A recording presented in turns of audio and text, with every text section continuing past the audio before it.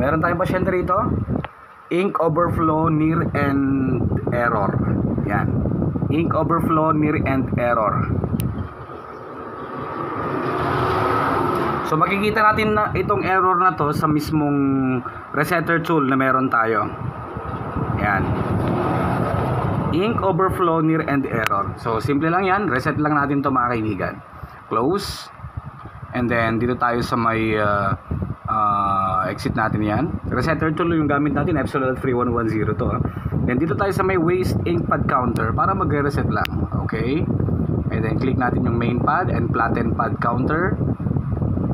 Check. Yan. And then flatten pad counter again. Main pad counter. Check natin. Then initialize naman this time. Okay.